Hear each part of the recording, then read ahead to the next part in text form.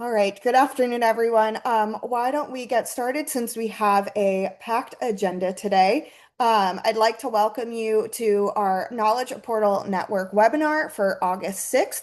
And so I'll be starting out by sharing some updates from the community, and then I'll be handing it over to our featured speaker. So the first topic that I just want to um, introduce to everyone is the Anvil Community Conference for 2026. Registration is now open. This event is Anvil's community conference where they'll be talking about their cloud environments for sharing, computing, and collaborating with genomic data. This event is in person on August 31st and September 1st at the Broad Institute. So if you are local and would like to attend, please feel free to apply here for the registration. And if you're interested in learning a little bit more about the speakers that you can see here and the different workshops, please feel free to scan or go to this code here to learn a little bit more about the program. I'd like to invite all of you to attend the NIH's August 2026 Data Sharing and Reuse Seminar. This is on August 14th, so it's coming up from 1 to 12 or 12 to 1 p.m. Eastern. Again, if you scan the QR code here, you'll get some information. But Stephen Parker will be presenting on PancBase, an open, fair knowledge base of human pancreas to accelerate diabetes research. So if you're interested in learning a little bit more, like I said, please feel free to take a look at this talk here. And if you have any questions or concerns, please feel free to reach out to me and I can guide you with some information about this session. I'd also like to highlight that our next Pink-based office hours will be taking place just shortly after Steve Parker's conversation. So our next talk will be August 20th, and we'll be giving some Pink-based production release updates. You don't need to register for this. If you're already on this webinar, you can use the same link to attend this one. And then we'll also have a session October 22nd, and this topic is still to be announced, but just wanted to highlight to everyone to get this on your calendar.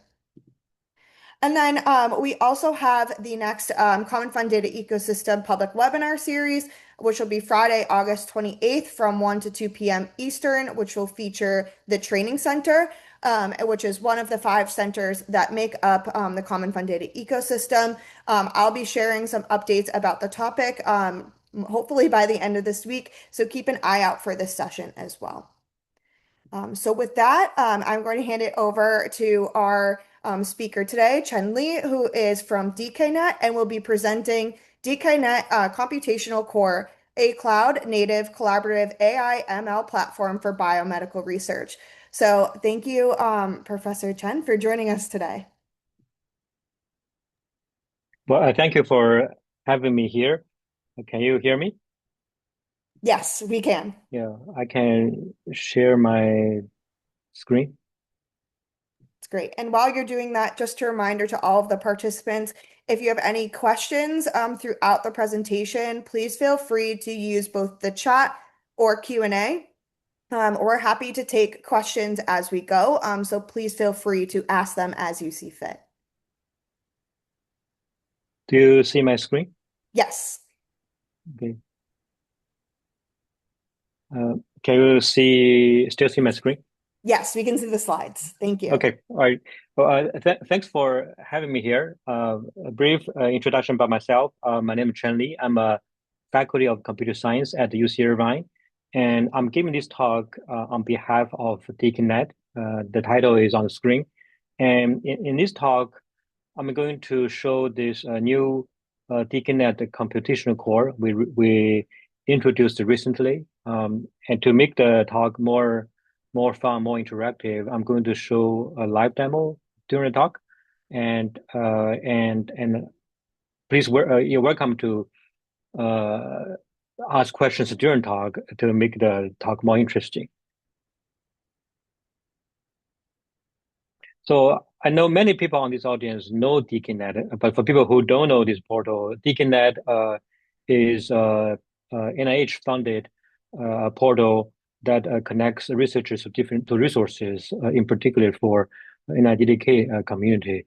And this is the official website of the portal, the dkNET.org.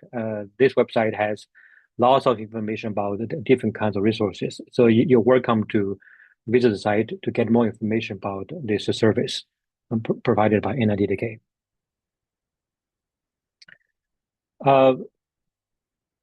Recently, around like 2.5 years ago, the dkNET got a renewal from NIH. And as part of this renewal effort, we are introducing a new computational core. The website is dkNET-ai.org. From name, you can tell the position of this new web portal. And the main position of this new website is to support the data science and AI ML for the dkNET community. And the live dive will make the idea more clear.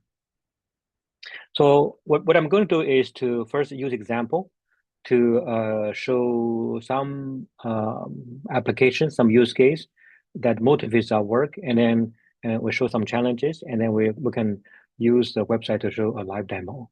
So this is a typical scenario where a research lab doing biology or bioinformatics. Let's say in this lab, there is a PI called Alice.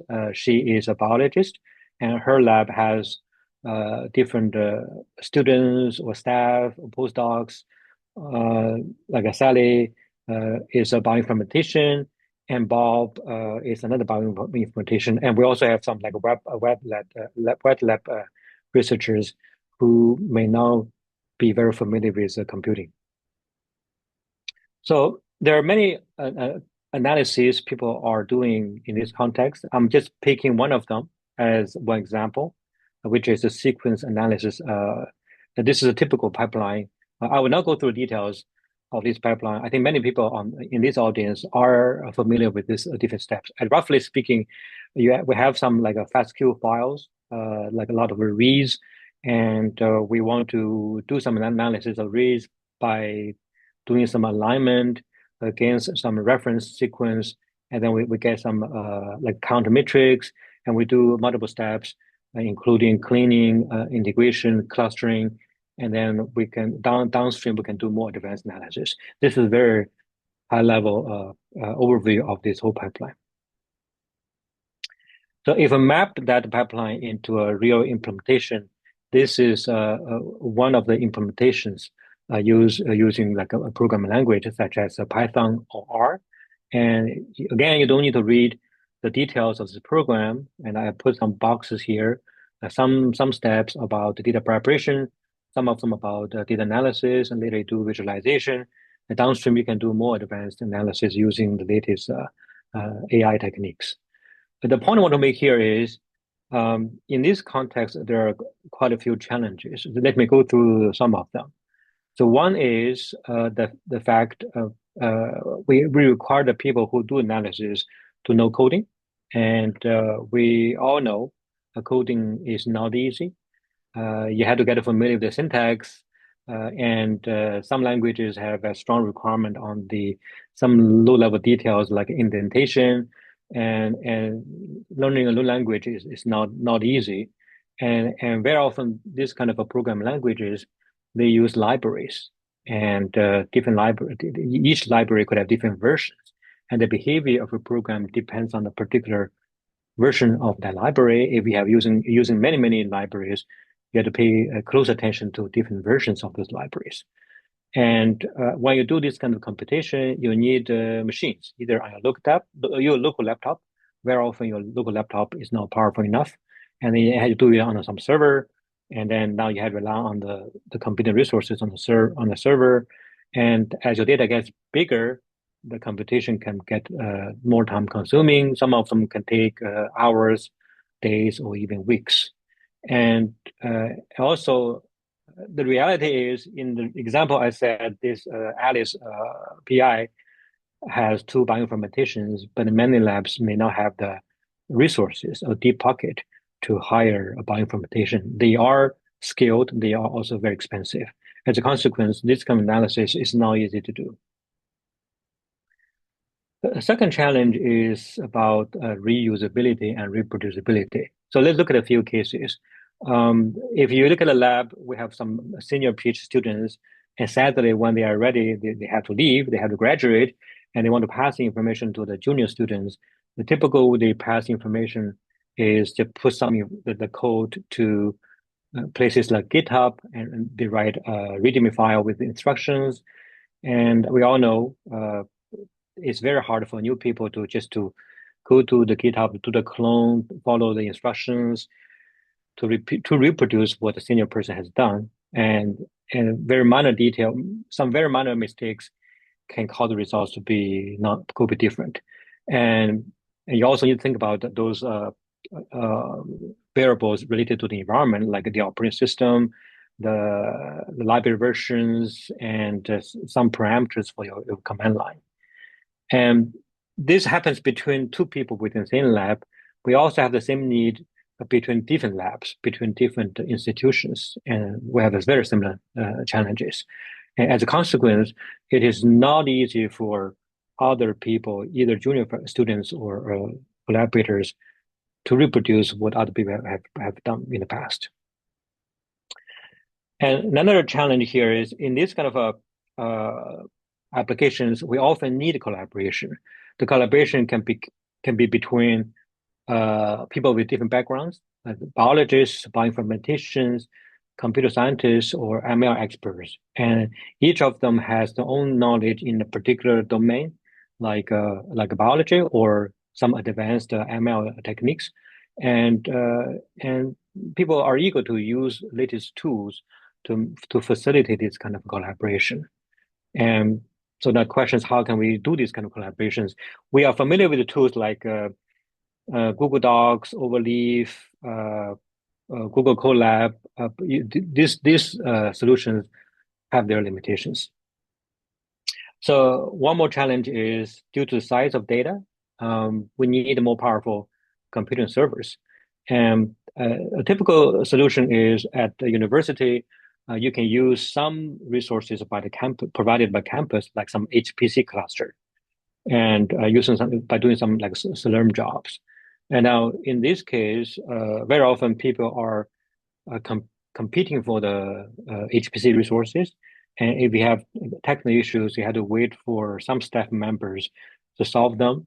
And if it's not available, you're stuck. So as a consequence, your human time could be wasted due to these limited resources. So, and one more challenge is we're all eager to use the latest AI/ML techniques, but very often this space moves really fast. There are a lot of new challenges, new techniques coming out every day, and many of these techniques need the user to be familiar with the coding programming in order to deploy the latest models. But again, we have a barrier for those domain scientists to use techniques to solve their domain specific problems. So I have mentioned enough challenges. So I will just talk about the dkNET.ai.org website. We're launching for the DK community. The purpose is to support data science and AI ML analysis for the community. And so next, I'm going to show a live demo, and hopefully many things will be more clear as we go through the demo. The current status of dkNET.ai .org is in the beta testing phase. We officially launched it about 2 months ago at the ADA conference in New Orleans. And so I will just start from the beginning. So if you go to the website, I already logged in, but for new people, if you want to access the website, you have to request to join the platform, because behind the scene, we have a competition platform that supports all kinds of jobs, and they need resources. And the whole thing we see here, it runs on AWS, so we can enjoy the benefit of the cloud service provider. So after you log in, on the left-hand side, you can see there are different groups. The first group we call it hub. The hub is the place where you can share resources um, with the community, more like public information. So under the hub, we can see we have workflows, we have data sets, and later you will see one option called machine learning models. That one is in progress. And your work is the place where you have your own resources, including workflows, data sets, and later we see you also have resources called compute. And I'm one of the admins. As an admin, I can see other advanced features like how to manage users, how to look at the history of some of the competition, other advanced functionalities. So I would just start with the hub category. So under the hub, you can click, I would say click the data sets. So as many other platforms, this platform allows people to share their data sets. Each of them, you can click this one here. So this is just one data set. And technically, a data set can be viewed as a tree of files with version control. So let me repeat, a data set is really a hierarchy, a folder structure of files under version control. Meaning if you upload some files to a data set, later you want to make changes to some of the files, and the server is going to create a new version after the changes, and you can make some deletion requests, and then the system will create a new version. So over time, for the same data set or for the same collection of files, you have different versions of those files. And you, as a user, you can easily choose a particular version. And for that version, you can just choose one of the files. So in this example, we have one data set called the beta cell. Currently, we have one version, and that version currently has one CSV file. And you can see this is all the columns of this file. There are many other data sets, and all the data sets shown under the hub category are public, meaning they are available to the whole community. And currently, we mainly focus on the data sets that are not sensitive. So like the researchers, the collaborators, they are willing to share this information with the community. So currently, it's not suitable for the case where you have some sensitive, like a patient data to be shared. That's not the focus of the project. In addition to data sets, under the category hub category, we also have the analysis. For demonstration purposes, currently we have one for single cell RNA sequence analysis. A little bit background of this pipeline is a joint work between our team at the UC Irvine and Professor Shui Bing. I think many people know her from Cornell University and her lab, and Professor Wei Wang from UCLA. We are all MPIs of the dkNET award. And we work together to convert one of Shui Bing's analysis pipelines to a workflow. I think for many people in this audience, you should be very familiar with the whole pipeline. So it's visually represented as a workflow with multiple steps, and every step we call it operator. So you can imagine each operator doing something, some computation, and data will flow along the edges from left all the way to the right, and the results were coming out from the right hand side. So this is a public workflow. Somebody shared it with the community. So I'm one of the community users, and I want to use this workflow. So to do so is very easy. I can just clone this workflow. So then I have successfully copied or duplicated the workflow from the public space to my private space. So it's a physical copy, not a pointer. So now I see this workflow cloned in my space. And if you want to see what's happening from the icon, you can see many of the steps are implemented in R. So let's say I click this one here. Let's say normalization. Normalization, if I click this button, you can see it's just some R code. If you look at another one, say this one is creating a thread object, and you can see this is really R code. So this pipeline is when Shibin's team implemented this whole analysis, the program was written in R. So we took the R program and converted the whole thing to this pipeline. So some of the steps are written in R. We have many other use cases where the original program was written in Python, and we converted that program to a pipeline. As you can imagine, in that case, some of the steps are written in Python. And the platform has the capability to have a pipeline with different operators written in different programming languages. Some of them can be R, some of them can be in Python, some of them can be even in Java. So it's a mixture of computation logic in different programming languages. So next thing is I want to run it. So in order to run it, I need to introduce the notion of a compute. So on the top, I just removed this one. This is the one I created when I did this rehearsal. So for me to run this pipeline, I need to request some computing resources from this platform. To do so, I can just say I want to create a computing unit.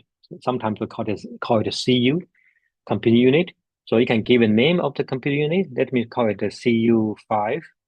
And for this computing unit, I need to specify like the amount of memory.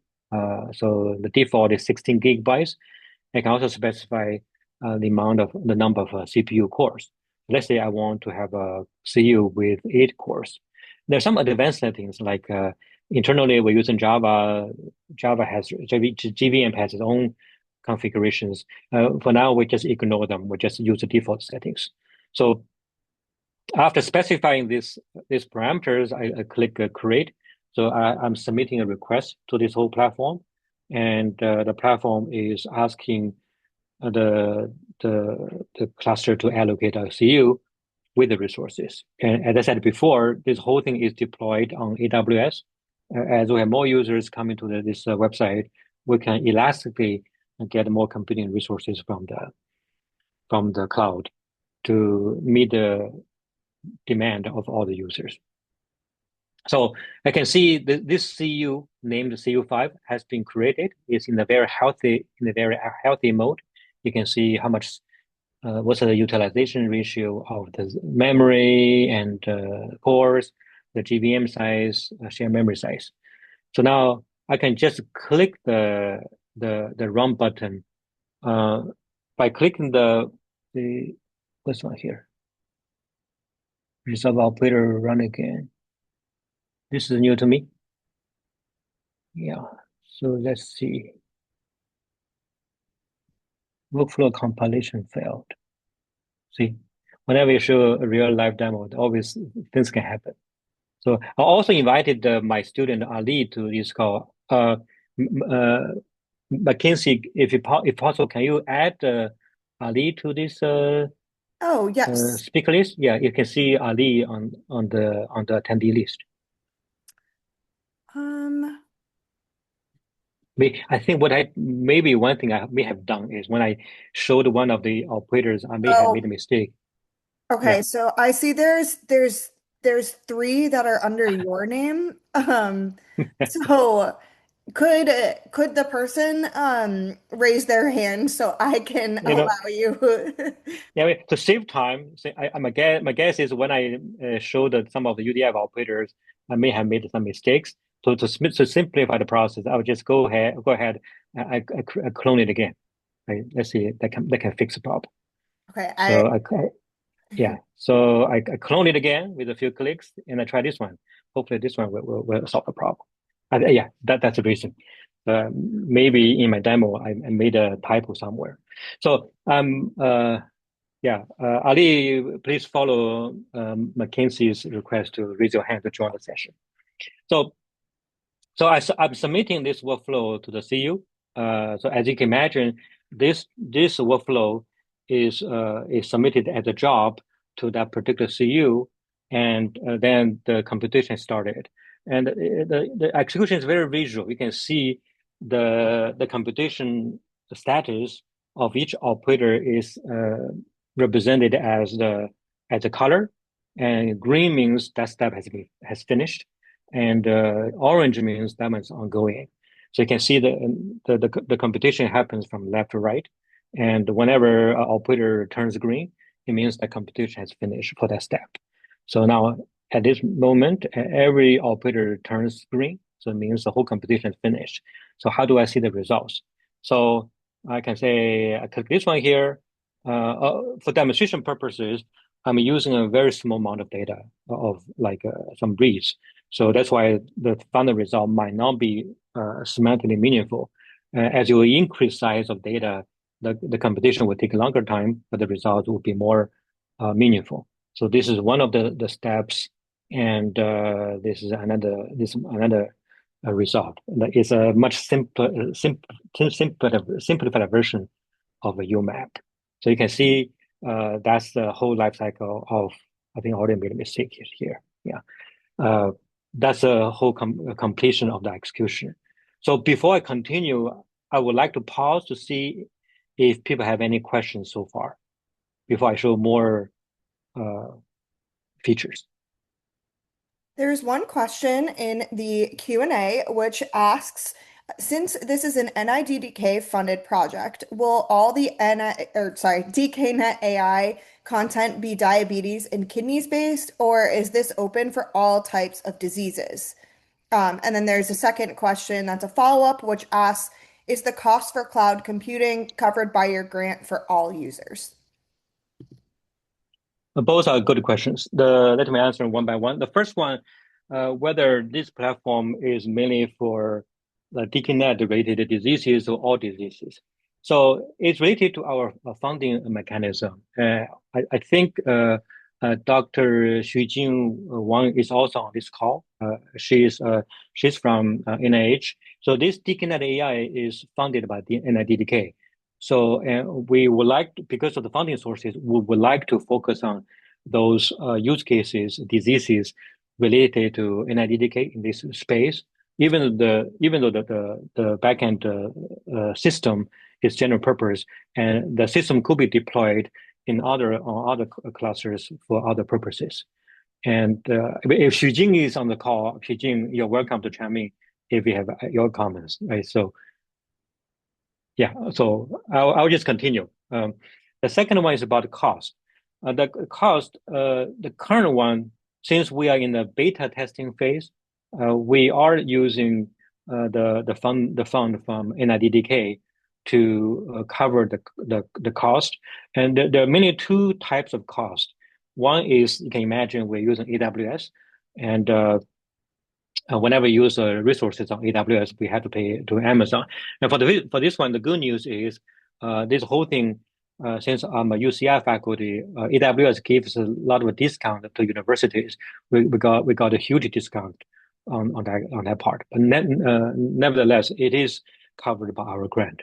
But down the road, as our user base grows, and the funding will become limited. And so we're actually working on the solution to allow users to use the pay-as-you-go model, meaning you can bring your own AWS credentials, and then if you use some clusters, and you pay the cost of your cluster. So that one is the effort is ongoing. Thank you. There is another question that's in the Q&A which asks, is there a resource where one can get a 1 to 2 sentence summary of each sub workflow with a citation? For each workflow. Yeah. That's what it sounds like. So each workflow, right? For you, the answers we're working on it. I will talk about so since you asked the question, I will go to the bigger picture about what kind of incentive we want to give people to contribute to the platform. So I'll go here. I'll go here. So if you go to this page, we want to include enough information about the contributors or the authors of this workflow. And that one, we have a very active discussion about this topic. Our goal is, why do people want to put their workflows or analysis on the platform? They should have the incentive. they should receive the acknowledgement and credit. So we need to give them the incentive to set up this ecosystem. Along that line, what we think about is for every workflow that is published on this platform, we need to include all the information about the authors, contributors. If there's a paper that is behind this pipeline, and we would like to encourage the community users who use this platform to publish papers, to cite a paper. As a consequence, the original authors who contribute this workflow to the platform can get the right credit acknowledgement. So we are working on that system. Great. Other questions? Yes, there's one more question, but I would just like to add Zhu Jing's comment, which says NIDDK always encourages open science and collaborations, and priority will be given to projects and use cases that are within NIDDK's mission. The next question that we have is the entire pipeline is very helpful, but in case if individual users might want to modify or revise the scripts a bit according to their analyses, would that be possible? Thank you. The answer is yes. So far, I have cloned this workflow. I hope you see with just a few clicks, I was able to successfully reproduce what the other person has published. Now, as this member asked, what if I also need to make changes based on my own need? And you have the freedom to do so. So for that reason, I'm also let me do one more continue my demonstration. So let's say I'm going to click this clustering feature, right? Clustering step. So you can open it. You can see this is the code of the clustering step, and I want to make changes. So let's assume I don't feel comfortable making changes to this code because it's R. Suppose I don't know programming, and I want to show a feature of collaboration. Collaboration is a very critical capability of the platform. To do so, I would like to invite my lab mate Ali. I hope Ali. I don't know, Mackenzie. You can see Ali Richet. Yes. I promoted Okay. to panelist, so Okay. All right. yeah. So Ali, are you there? Yes. Yes.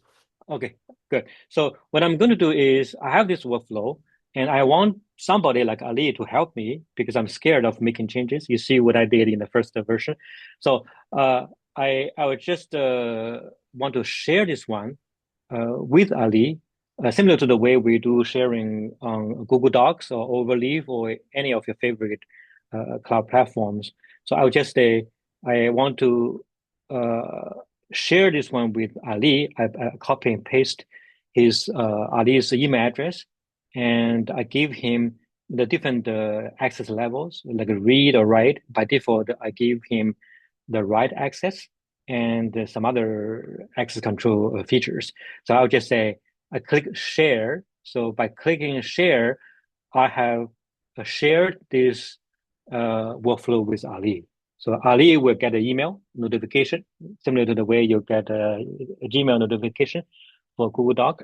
And then, what I would like to do is I want Ali to help me modify the clustering step. Now, I know that the different ways to do the collaboration. I do the very simple one. I just open this one here. And now this is the editor. So now, since Ali joined the session, I can see his cursor. So if I leave my hands off my keyboard, so Ali is making some changes together with me. So in this way, I'm answering the question, which is clearly this workflow is modifiable. In addition, this platform has very strong support of collaboration, and because we do want to enable some experience very similar to like a Google Docs. Right? People love Google Docs for many reasons. Shared editing, version control. We want to bring that kind of experience to data science. So you can see Ali is making some changes. I hope Ali will not screw up this this workflow this time compared to what I did previously. So you can see he's making changes. And now this collaboration is really at the editing phase. So the more advanced features, for instance, currently I have this workflow. I share the workflow with Ali. If I want Ali to even help me run or debug this workflow, what I need to do is I need to also share the data, or the data is public. I don't need to share with Ali. And also I need to share the computing unit with Ali. So then if I share all the resources, including data, the workflow, and the computing unit, and then Ali and I can just work together on the same workflow, not just the editing phase, but also the execution and debugging phase. So for now, I only invited Ali, one person, but the platform can also have multiple people. In some of the classroom settings, suddenly we had a classroom with about 10 or 20 students.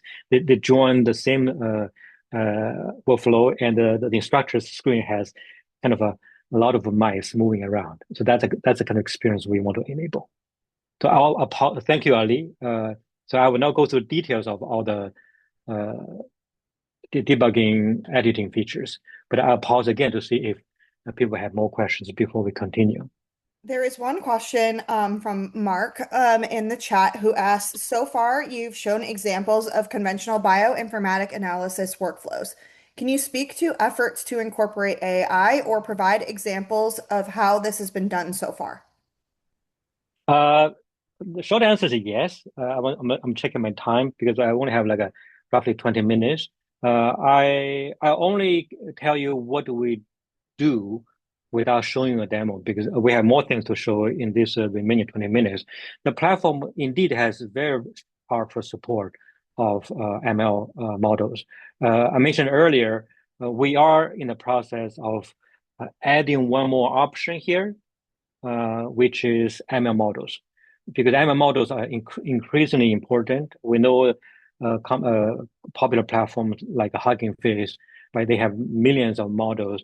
And on this platform, we also want to support the ML models as a first-class citizen, meaning we do want to allow users to upload their own ML models. Ali is one of the students actively working on this feature. So after finish that one, then you on the left hand side you see a user can upload their ML models to the platform, and then other people can also use the ML models in their whole pipeline analysis. In addition to it, currently the platform already has many operators. I didn't show this panel before. Let me show you right now, and I answer your question about ML support. So we have a collection of operators. You can see there are different groups: data input, database connectors, search, data cleaning, and I go to machine learning. Right? And under machine learning, we have different subcategories. sklearn, under sklearn, you can see different popular ML models like a decision tree and and Gaussian and naive Bayes, k-nearest neighbor linear regression. These are common sklearn models. We also have some Hugging Face models for demonstration purposes.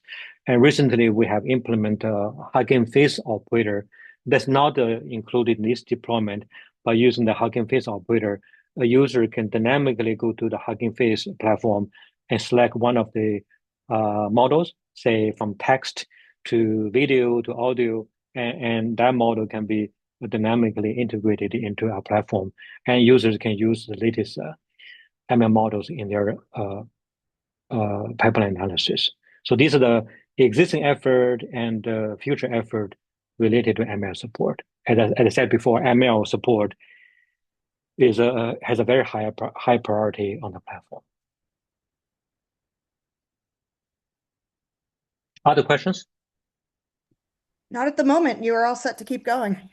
Okay, so I showed you some basic features about how to clone an existing workflow. I hope you can see with just a few clicks, just maybe 4 to 5 clicks, I was able to quickly reproduce and rerun what the other person has published. And if you think closely about it, why we can do so, a fundamental reason is this platform has all the resources you need to do analysis. including the pipeline, including the data set, including computing resources. If you look at other platforms like GitHub, this kind of platforms, they are only designed for managing the source code. They don't provide the runtime environment. That's why for those platforms, you can use them to manage source code, but it's very hard to use them to do scientific reproducibility. And this platform supports sharing, collaboration. And I didn't show other things. I just show you some of the advanced features, like this one supports version control, right? All the entire history of all the changes has been kept. You can easily go to one of the versions and see what was there. You can always revert the version to that particular snapshot. And the system also has some other features to show some of the execution history here. I think this one, yeah. So this one can also allow the user to show the past execution history and see the runtime behavior of your workflow. So next, I want to show you another nice feature of the platform before we switch back to the deck. Another focus of the platform is how to allow users to leverage the cloud resources to elastically get more computing resources. For that reason, I want to show a particular demo. We call it the Cloud Biomapper. I think for many people in this audience, we know one of the steps of a single cell RNA sequence analysis is alignment. How to map millions of reads against a long reference sequence to generate the count matrix. And that one we all know is very slow. It can take a long time. And we use some packages like Star Solo, Cell Ranger. These are some popular packages, but they're just slow because computation is just very time consuming. To do so, we implemented one feature called Cloud Biomapper. The main idea of this Cloud Biomapper is we want the user to be able to dynamically construct a cluster on AWS. So when I prepare a demo, I already created this cluster, but let me show you how I created it. If I want to create a new cluster, I give a name, say cluster number 8. I can specify the type of the instance. And for people who are familiar with AWS, those options look familiar because they are coming from AWS. AWS has different instance types. So let's say I pick T3 2x large, 8 GPUs, and you can say how many instances you want to use. Let's say use 4. So if I click OK, I skip it because I already have one created. If I click OK, what the system will do is it will send a request to AWS infrastructure to ask for a cluster with 4 instances of this type. And that one depends on AWS. It might take like 1 to 2 minutes. And this cluster will become available to the user. So before the demo, before the talk, I already created this cluster. You can see that the state is running. I can also pause it or delete it if I want. So this cluster has been pre-created. So next, I can use this cluster to do the alignment. And to do so, I would say I would just create a new workflow. I give a name, say workflow number 8, and I can just use the Cloud Biomapper operator. And for this operator, I can do some sequence alignment. So to do alignment, I need to first specify the data set with all the reads. So one of them available on the platform is called T1D islet data set. It has 10,000 reads. It's a small number for demonstration purposes. So I specify the FASTQ files. I think these names, people should be familiar with these names. I selected this set and also specify a reference genome sequence. So the web platform already provided some genome sequence, reference sequences, and I'll pick the first one. I think some people are familiar with this particular genome sequence. And then I specify the cluster. Right? Currently, I only have one cluster, but if you have more clusters, you can choose one of them. So now I have constructed this operator with the reads, with the reference sequence, with the cluster. And I click run, and this job will be submitted to the cluster I just created, and the computation will happen in parallel. And it depends on the number of instances, the amount of data, and this computation will decide how much time this computation will take. And once the computation is finished, the results will be downloaded from AWS to the dkNET cluster, and the user can use it for downstream analysis. And behind the scene, I think we're using Star Solo because Sarah Ranger has some license restrictions, and Star Solo has a very nice license that allows us to run it on our platform. So I will not show demo because of the limited amount of time, and I will show maybe one more last feature before I switch to the deck. The feature is agent. You see the little bot here, right? This is something we have been working on very actively. So what I will do is I create a workflow for agent. Let's call it Agent Smith. And so I can just click this one here. So behind the scene, we are using any of the public ML models, like large language models, like a Claude or ChatGPT. And this one is using Claude, and is using Claude Sonnet 4.6. So if I create this agent, now this agent becomes available on the platform for me to do some analysis.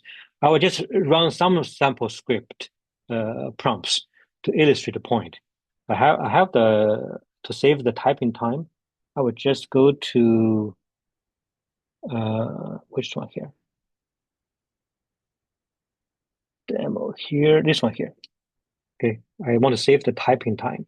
So I let this agent, I give this prompt, please help me analyze this beta expression, average expression per donor. This file is a CSV file. So what's happening is this agent will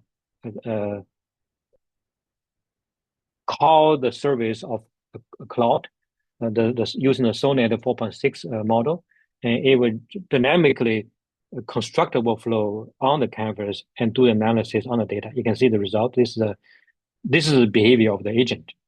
Okay? We see some of the columns. I think people are familiar with these columns. So let's say I can do a projection. Please only keep some of the columns, and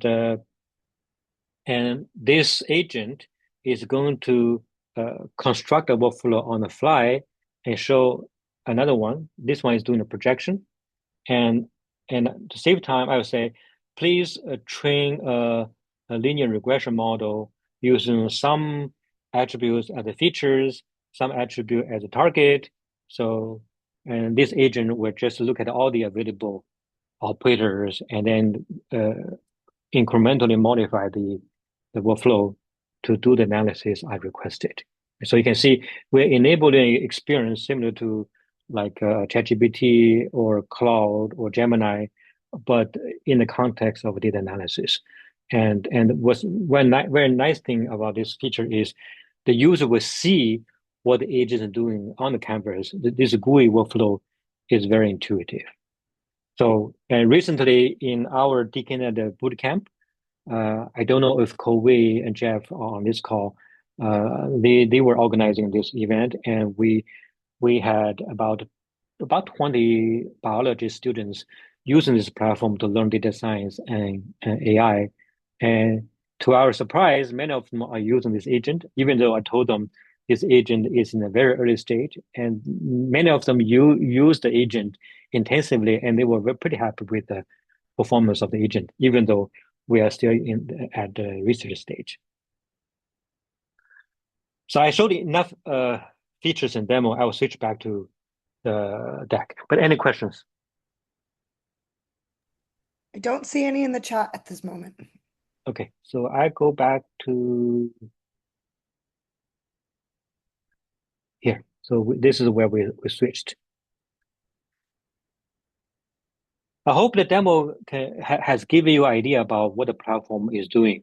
At a high level, we want to use this platform as a new computational core to enable collaborative data science and AI/ML for the NIDDK community. We want this community to share, publish their knowledge, including data, analysis pipelines, and pretty soon ML models on the platform to grow the knowledge base, and on the platform by using the cloud resources elastically, we can also request more resources on demand to get the work done.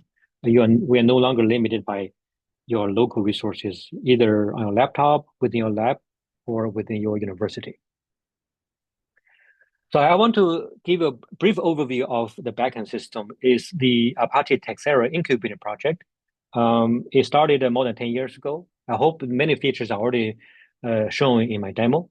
And back to one of the earlier questions, this Texera system is open source on GitHub, and other domains have the freedom to deploy their own Texera for their domain, like say the eye domain, a cancer domain, or a pediatrics domain, and it has very powerful support of different programming languages, Python, R, Java, and one thing I did not mention is the backend is parallel.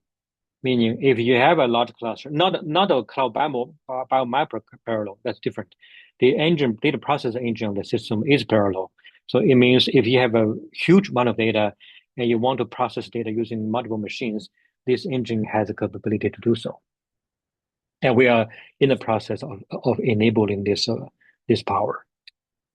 And this is architecture. At a high level, for people who are not familiar with this, all the technical terms, you can say it is using the state-of-the-art microservice architecture. It's very extensible, very scalable, and very maintainable. And we have different layers: the front-end layer, the computation layer, and the storage layer. And we have achieved the isolation, separation between compute and storage. And we also achieved the isolation between different users, both at the computation layer and also storage layer. And then all the choices we made for each of the layers and make the system very scalable, friendly on the cloud. And also, even though that's not the case for dkNET, the whole thing can also run on your laptop. Right? If you're on your laptop, if you have a Docker container, you start up Docker, the whole system can run on your local laptop. I showed the cloud biomapper, and this is the architecture of cloud biomapper. The main idea is it is dynamically talking to the cloud infrastructure to get some VM machines, to use a VM machine to build a cluster and send the alignment job, which is Star Solo in this case, to do the parallel computation. And this one shows some performance gains by doing parallel computing. So when we used one VM, it took how much time? 5 hours. 5 hours. It cost like less than $2. So if you used in this experiment, if we used 16 VMs, and the time was reduced to less than 1 hour, from 5 hours to less than 1 hour, and the cost is less than the cost of Starbucks coffee, I think. I think now it's about $3 to $4. So I think for people who care about the human time, I'm willing, if I'm a PR, I'm willing to let my student spend $5 to save her 4 hours. That's worth it. So this is an agent-based data science. This is still in a very, very early stage. There are a lot of research problems we're trying to solve, like how to make this agent really powerful, make it domain specific to support all kinds of analysis, say in particular in the DDK space. And different domains could train their own agent for their space discipline. Here, this is the GitHub link on open source. So we have a lot of activities on the website. So this one shows some statistical numbers of the activities of the project. It's very, very, very active, around like a 20 to 30 active contributors, a lot of pull requests. For people who are big fans of software engineering, you know what the numbers mean. For people who don't know, I want to say we have lots of people working behind the scene to enable all the things. In the live demo, if there are bugs, you see how embarrassing it can be. So that's why we had to make sure the system has to be very reliable. Uh, the status of this dkNET AI platform is still in the beta phase. And for beta users, we are looking for beta users. You're welcome to take this QR code and request to join the platform. And for beta users, our expectation is you can use the platform. I think some of the colleagues are on this call. We are still have had some offline email exchange about using the platform. And you can use the platform. I mean, since in the beta phase, there could be improvements. Feedback is always welcome. And we also encourage people to bring in their own uh, analysis pipelines, data sets, and down the road ML models to make this knowledge base bigger and bigger. And we believe in when we do open science, having a platform for people to share, to accumulate knowledge and collaborate is very powerful, very, very much needed. So this is my last slide. So I hope by giving you a live demo, I have illustrated what this platform is capable of doing. And I know Broad Institute has a similar system called Terra. I know I'm very familiar with Galaxy.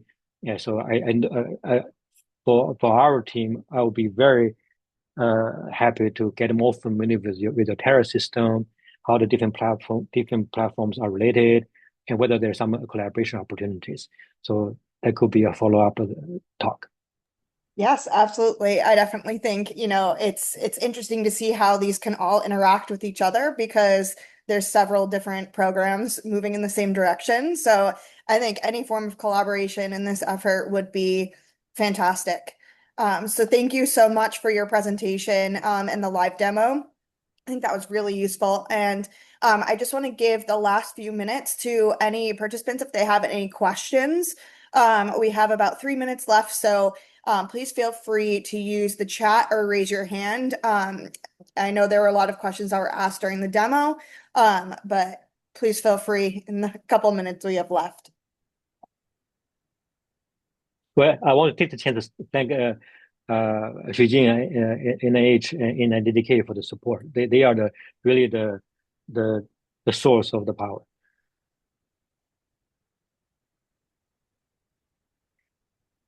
All the questions were already asked. I guess so. All right. Well, if But there aren't any if other no questions, question. yeah, If you don't have questions, I can use the remaining like 1 or 2 minutes that to sounds show good. something. Thank you so much to everyone for joining us this afternoon, and great thank you to Professor Chen Li for joining us on behalf of dkNET. And just a reminder to everyone that our next session. Oh, actually, we have a question. One more question before we sign off. Is the mission of the resource restricted to gene expression, or can other omics databases be used? Other databases can be used from the computation from a platform's perspective. It's just data pipelines, ML models. You have the freedom to bring your own data sets in any domain. Of course, for dkNET, NIDDK, it's mainly for NIDDK, but in general, the platform has capability. Great. Thank you so much for that final question.